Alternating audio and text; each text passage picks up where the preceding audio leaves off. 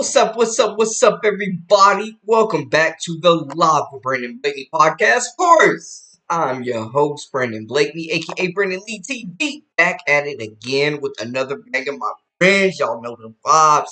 Kick back, relax, and come take a ride with me.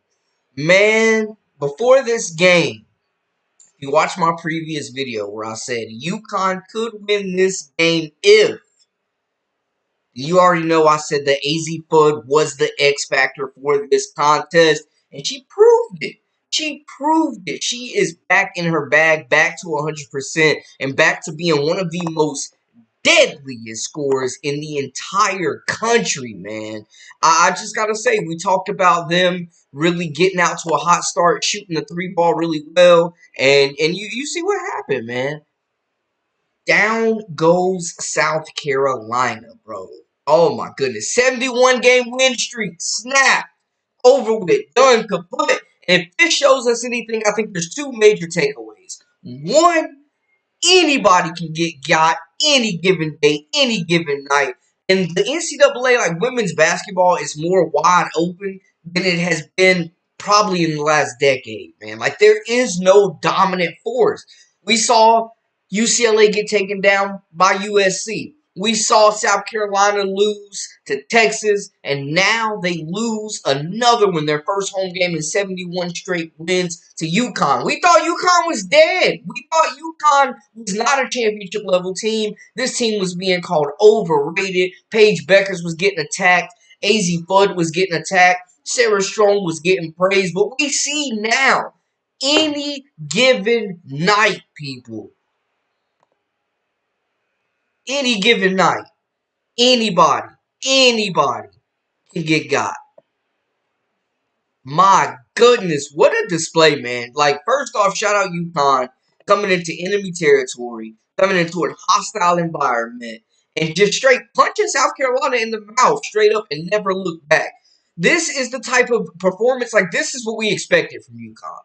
This is what we thought Uconn would look like at the beginning of the season. When we saw all that talent on the roster with Azzi Fudd and Paige Beckers and Sarah Strong and KK Arnold and all these other players, Aubrey Griffin, who was really good in this game, Azzi Fudd leading the way with 28 points. Like when we saw Uconn on paper, this is the form of Uconn we thought we would see. This was the Uconn that we thought we would see coming into the season. This is the team I felt like was the second best team in the country. This version of Uconn, which we haven't seen in big games at all whatsoever. So this is an absolute just shocking performance right now.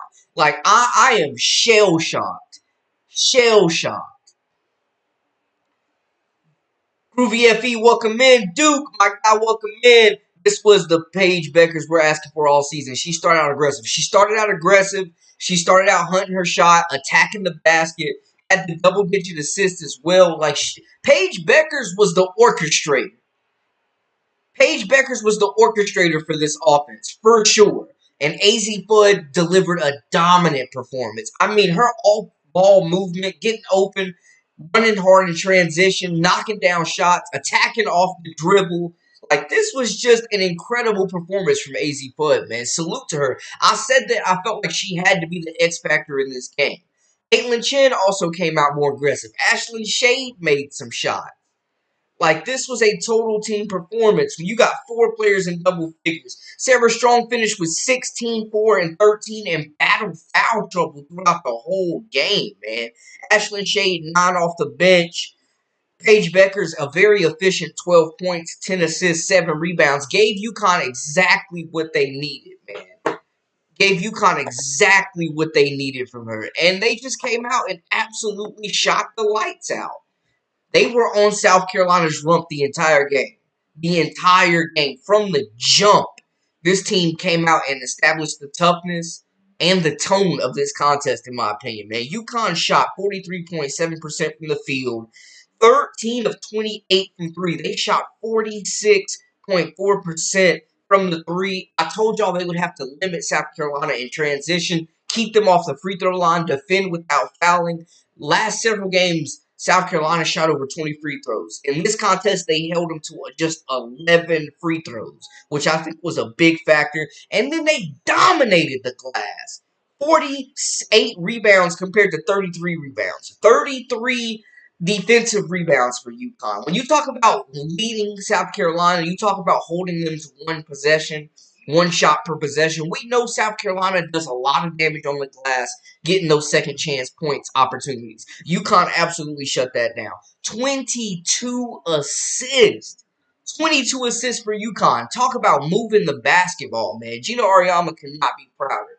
He's been talked about. I've talked about him. A lot of negative comments. People calling him washed, which he still might be. But for this day, UConn showed something special, man. If they play at this level, they are a championship team.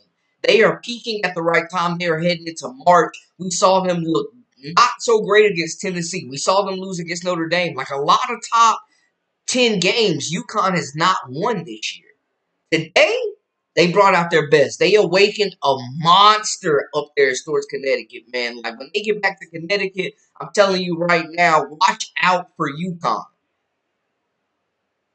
Yo, let me catch up in the comments. Guys, just an excellent performance for UConn. Perfect game plan. Azzi Fudd was out there giving out straight work. She's coming off her season high 34 points against St. John and came in absolutely electrifying. And this is just what the 33rd game we've seen Paige Beckers and Azzi Fudd play together. Like when these two players get together, Azzi Fudd and Paige Beckers are an absolute dominant force. Azzi Fudd had to remind us who the F she is. She had to remind us who she is, man. Just lights out performance. Not just shooting threes. Like, yeah, she made all the open threes. She was moving off ball. They made an effort to get her the basketball. But attacking these South Carolina guards off the dribble. Putting pressure on them in transition. It felt like UConn had South Carolina on ropes the whole game. Had them on their heels the whole game, man. Like, Janelle Alfie played some valuable minutes, and they were down Ice Brady and Morgan Shelley, too, man. UConn wasn't even 100% in this contest. Paige Becker's absolutely the orchestrator.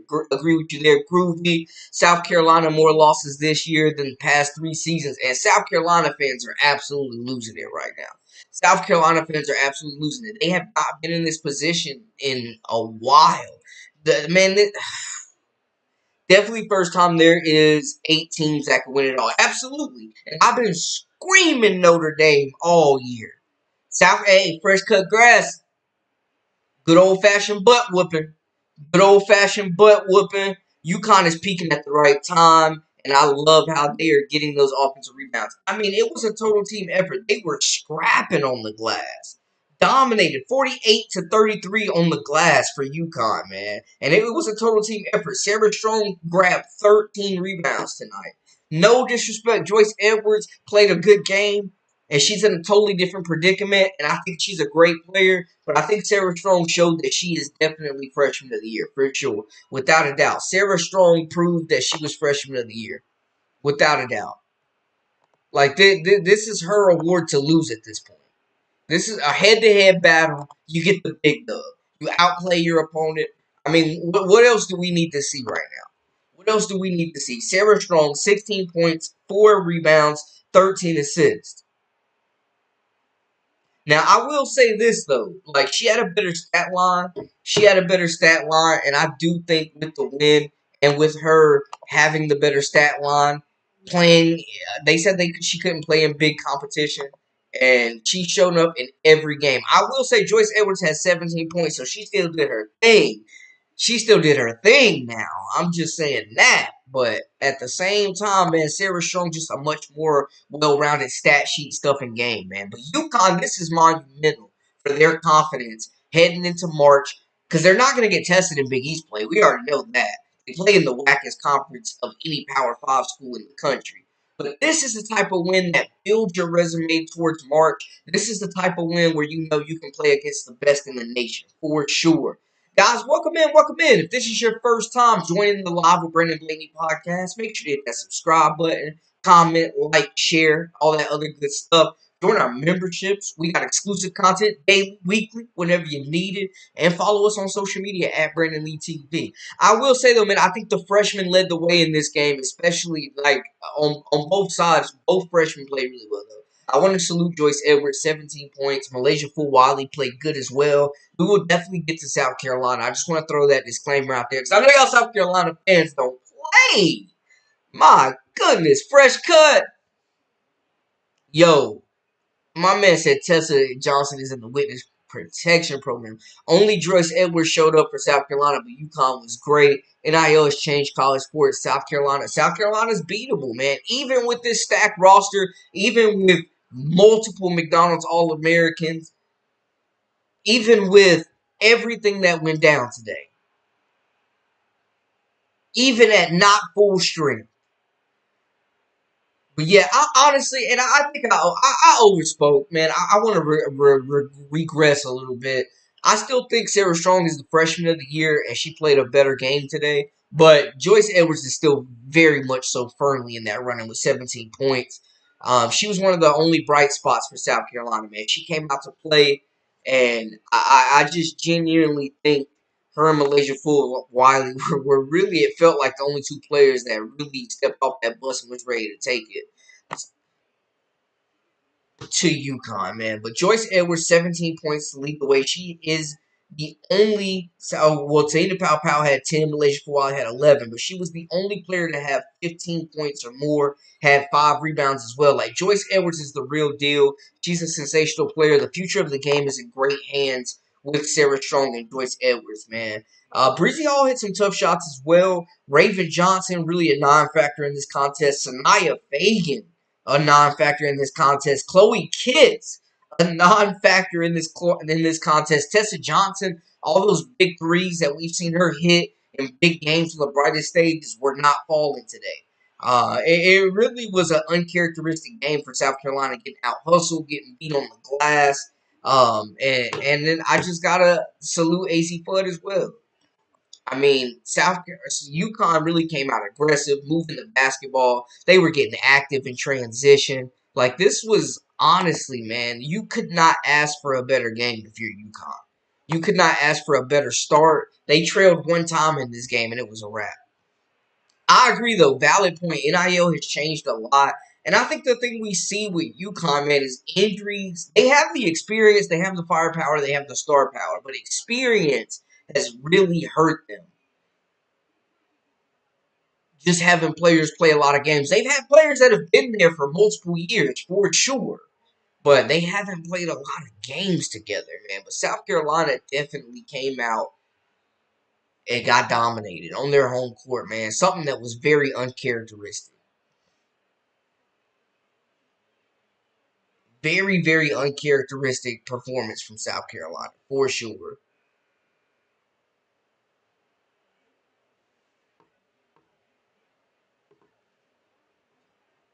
Very uncharacteristic game. And for me, like, what this means for UConn, you pass your final test.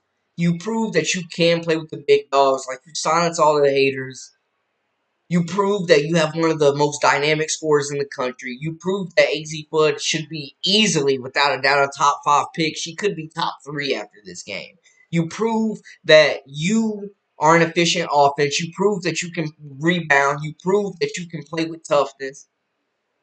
Like, there was a lot that UConn proved today. You proved that that it's not a fluke what you're doing in the Big East, and that you can get hot on any given night. You proved that this team is a championship caliber team. If you're UConn, you definitely feel like you can beat anybody at this point right now. If I'm UConn, I feel like I can beat anybody in the country right now. If I'm UConn, I'm definitely thinking championship or bust right now. I think the next thing is for them to get fully healthy. But seeing what we saw from the role players, seeing what we saw from AZ Fudd, seeing the efficiency, seeing Paige Beckers become the orchestrator of this team and really deliver dime after dime after dime, seeing that you are one of the most dangerous three-point shooting teams, one of the most efficient offenses in the country, proving that you can guard and put pressure on opposing defenses, proving that you can win the big games, proving that you can close out and keep your foot on the pedal when you get a lead. Like, UConn showed toughness today. They showed efficiency.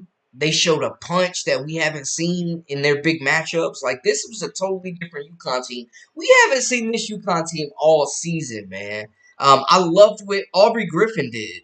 Like, honestly, man, seeing what she did on the glass, playing the five when Sarah Strong got into foul trouble, I think you definitely have to salute her for her. I mean, at 6'1", down there banging down there. 3 points, 2 assists, 2 rebounds. But I think what she did more so doesn't show up in the box score. Like Aubrey Griffin played great defense. She ran the floor hard. She boxed out really well and kept South Carolina's bigs off the glass. Jano Alfie did well protecting the paint. Other than Joyce Edwards, like they had Sanaya Fagan and Chloe Kitts locked in hell out there. Like these bigs for UConn, man. Sarah Strong. I told y'all they got more length this year. Jano Alfie played tough minutes, 8 points, 1 rebound or 1 assist, 6 rebounds. We want to know, would she come in and be a finisher around the rim? Would she come in and run the floor hard? Would she defend? Would she bother shots? Would they be able to shrink the floor and limit transition with her on the court? She did her job tonight. Sarah Strong, through foul trouble, still 16 points, 4 assists, 13 rebounds. Her ability to play the perimeter, handle the basketball, like she's just much more developed in her game right now than Joyce Edwards is. And that's no shade to Joyce Edwards, but I'm just saying, man. Roderick, welcome in, welcome in. Tim, hey man, down goes UConn, yes, but she's way more advanced right now, way more polished. She can handle the basketball. She can bring it up the court. She can shoot the 3-point shot. She's an elite passer. You can run the offense through her. They said that she couldn't defend. I'm not sure, not sure that we're saying, she's a liability out there anymore. Like she's elite on the glass. She's continued to improve, boxing out, using her frame, establishing position, showing more burst. Like Sarah Strong definitely battled through foul trouble and showed that times got tough and she got tougher. She played through frustration, shot the basketball, used her size, like her in transition, beating the South Carolina bigs down the court, calling for the ball, demanding the basketball. Like if y'all would have told me that Paige Beckers would have only had 12 points in this contest and UConn would have blew South Carolina out, I probably wouldn't have believed you. I'm going to be honest. But the 10 assists are huge. UConn took care of the basketball, only 10 turnovers compared to South Carolina's 12. They were efficient. They found open shots. They had South Carolina running around with like chickens with their heads cut off, man.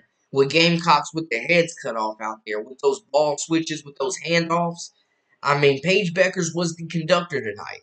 She did exactly what South Carolina, exactly what UConn needed her to do. She ran the point guard position. She found her teammates in transition. They made shots. She commanded a lot of attention when she attacked the cup and deferred to her teammates, and they helped carry the squad. But 12 points, 10 assists, 7 rebounds. Paige Beckers is a player that people have been very critical of. Her disappearing in late and close games. Her doing a lot of ball watching. Her not asserting herself offensively. We saw Paige Beckers have that. She had that look at her. She had that killer instinct today. And then, I mean, again, back to Azzi Fudd. I continue to say that she would be the X factor in this contest. Yeah, that score was crazy, but I continue to say Azzi Fudd would be the difference maker in this contest.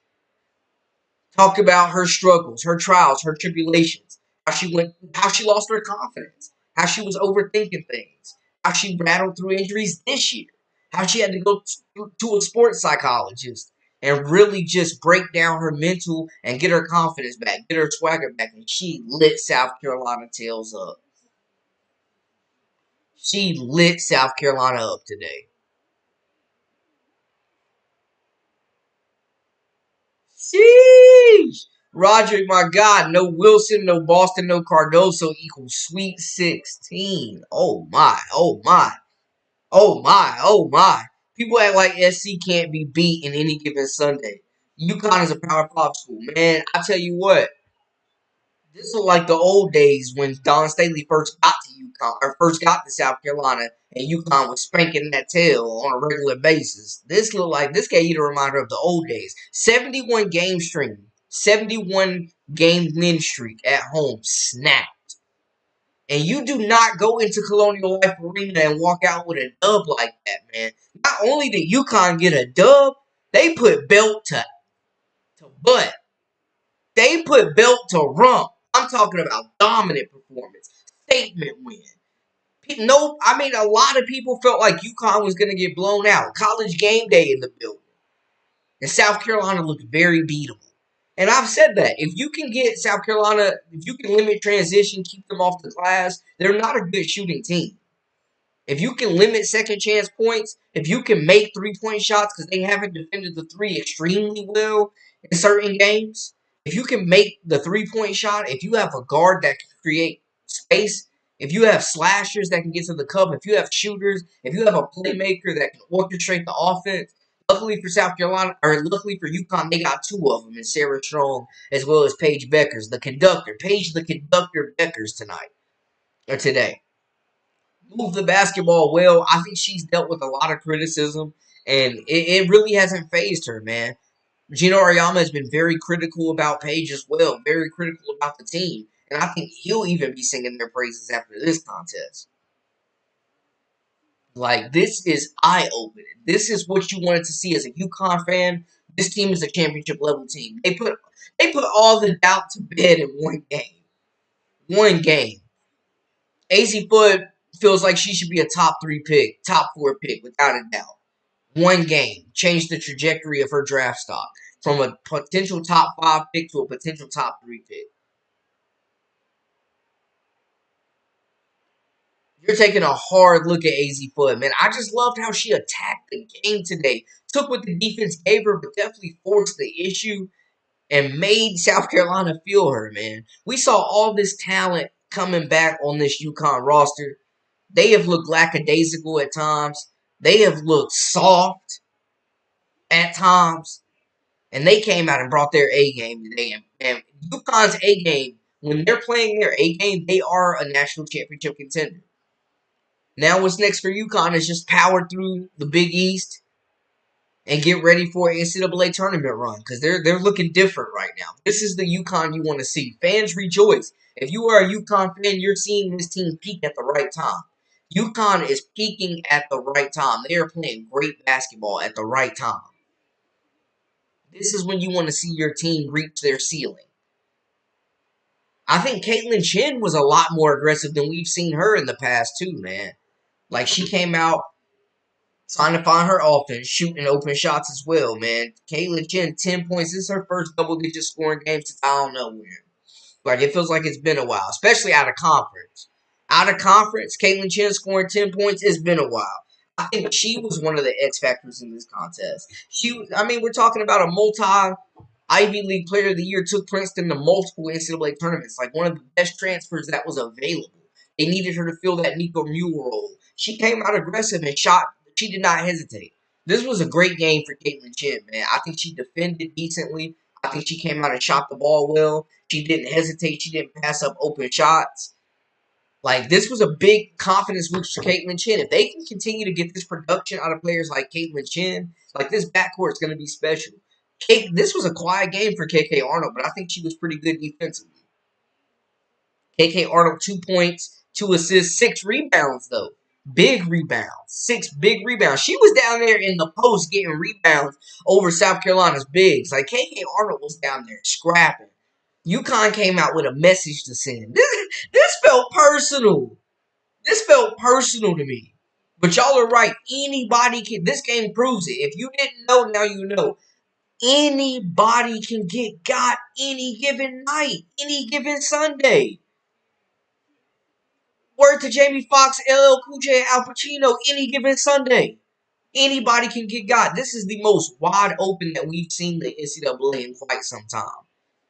This is absolutely the most wide open that we've seen college basketball in quite some time, where you have a legitimate 5 to 8 teams that could realistically win the national championship. Notre Dame been killing everything in the ACC for the most part, man. You got a player like Hannah Hidalgo, Sonia Citron, one of the best 3-and-Ds in the country. Olivia Miles, like Maddie Westbeld is back. Leah Two King has been playing great basketball for them. Like Notre Dame is a team to watch. They are a national championship contender as well. Maybe the best 3-headed monster You could bring LSU in there as well. But Notre Dame, definitely a championship caliber team. They've been running through the ACC. Anna Hidalgo, player of the year, in my opinion.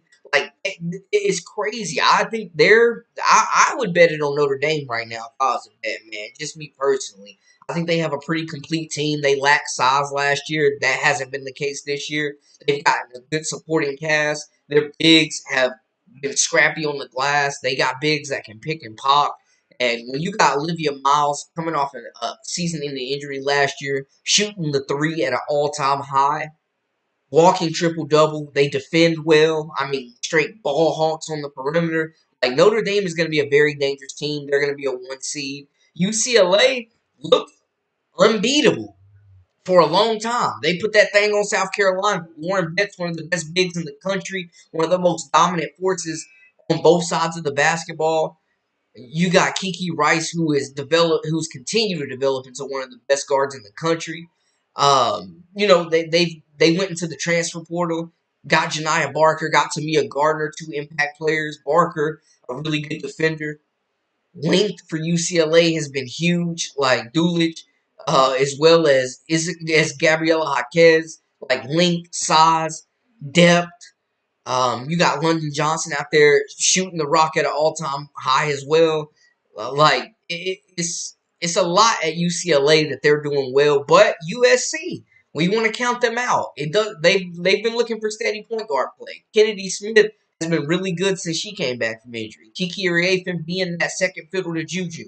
Juju Watkins has been incredible. You talk about that super sophomore class with Hannah, with Juju, with Madison Booker, with Audie Crooks, like this super sophomore class. Juju Watkins has been one of the most dominant forces on both sides of the basketball. Like, really good shot blocker, defends multiple positions.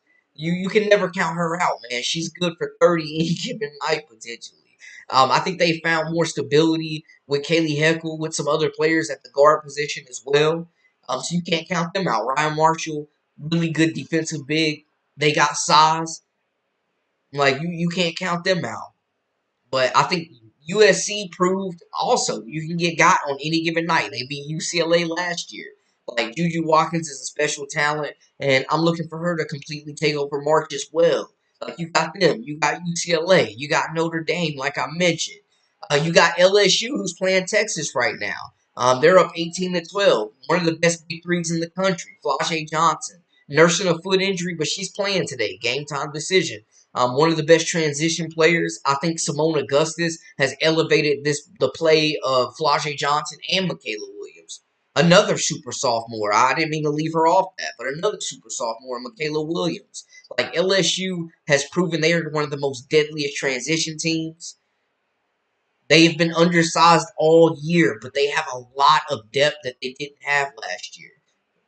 And when I say they've been undersized, like, they've given up inches. Like, Elisa Moro is one of the best rebounders in the country. She's 6'1".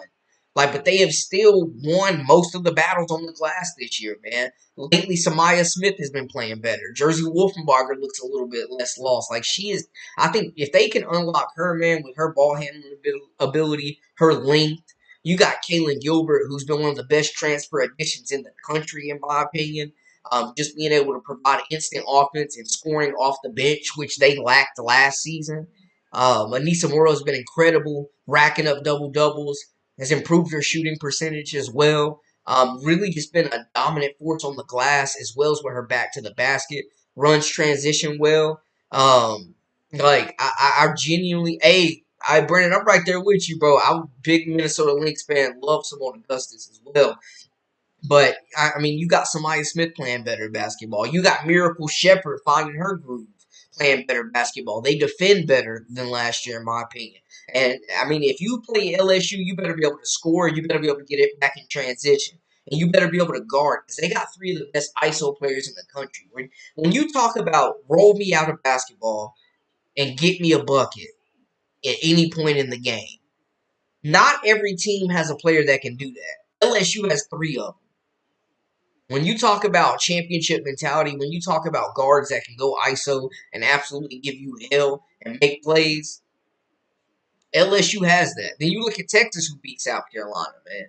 Rory Harmon, in my opinion, has been having a down year, but she's still an efficient point guard with assists, moving the basketball, taking care of the basketball. Her offense has suffered, but I think the rise of Madison Booker has alleviated that. And not having Layla Familia, who was an 18-point per game scorer last year for Michigan, like not having her was crazy. But the emergence of Oldacre and Taylor Jones in that front court, oh my gosh, Oldacre with her size, her physicality gave South Carolina work, wore that front line out. Her ability to just use her body to bury defenders in the post and really just be an effective finisher around the rim. Taylor Jones has been really good through SEC play. Another player that can spread the floor and shoot the basketball. The only thing with Texas, man, is they can't shoot the three at all, so they're a bit one-dimensional. But Madison Booker, just one of the best players in the country at getting to her spot, mid-range game. A closer, not afraid to take the big shot. We saw them really pump South Carolina on the glass, really just all over the court, man. But Texas is an experienced team. I like Shea Holly as well. Like they have some talent coming off the bench as well. But their front court, the emergence of Jones and Oldacre has completely changed the total dynamic and the trajectory of this Texas team, man. And you just talk about so many great players on so many great teams. And that's what we're seeing, man. But yeah, LSU definitely another team in the running that could win a national championship. Texas in that running as well. Like there is no team where you're looking at them and looking like, oh, they're unbeatable or they're the favorite. I don't even think there's a favorite for the national championship right now. I don't even think there is a favorite. Like it feels like anybody can get exposed on any given Sunday. I don't think there's a favorite for a national championship right now.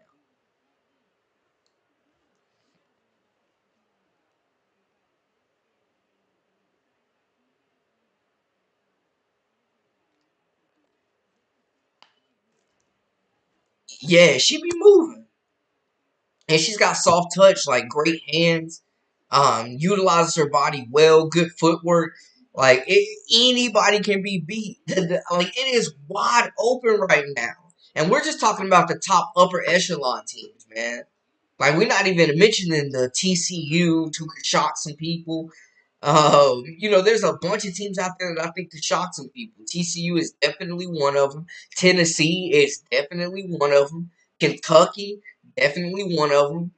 Ohio State, definitely one of them. Like there are some teams on the outside that we're not even talking about, like that could definitely make some noise. NC State, a team that made the Final Four last year, that is hitting their stride. North Carolina lost Deja Kelly and is still a top 15 ranked team. Hey, nah, I haven't either. I caught Duke yesterday, man. I watched Cooper Flag. I watched Ace Bailey, Dylan Harper. Like, I watched Auburn and Alabama. But, yeah, I've definitely been watching way more women's hoops, for sure. This is, like, the most, like, it's wide open, bro. It is wide open. It's wide open right now. Like, it could be anybody's contest. It could be anybody's championship. Like, this is going to be the craziest NCAA tournament I think we've seen, man. Like it's not gonna lack emotion, drama, headlines, or nothing like that, man. And Texas LSU right now, LSU up 10 on Texas, 22-12. I just want to say that LSU up 10 on Texas right now. Another player for Texas too, man, that I think's been really good is Women Tonda. Winning Tonda has been really good for Texas as well with that link. But Texas, man, I tell you, LSU and Nisamoro grabbing them boards per huge.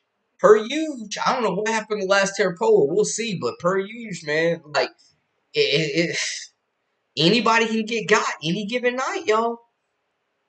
Any given day, any given Sunday. Like, it's anybody's race right now, man. It's anybody's race right now.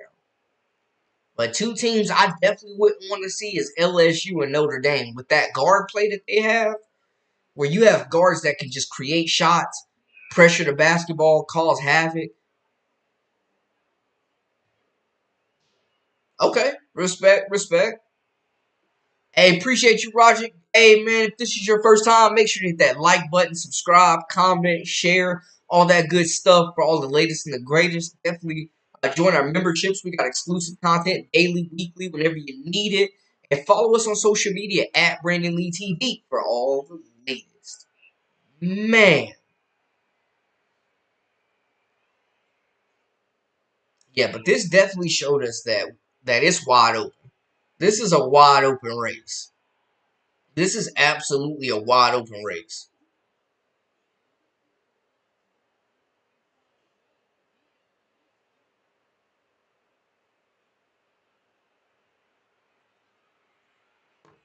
This is a wide open race.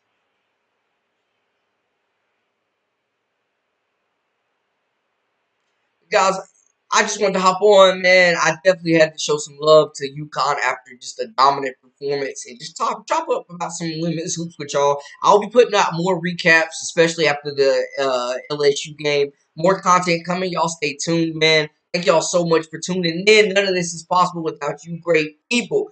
Until next time, of course, I'm your host, Brandon Blakely, aka Brandon Lee TV. This is the Live with Brandon Blakely podcast. We out.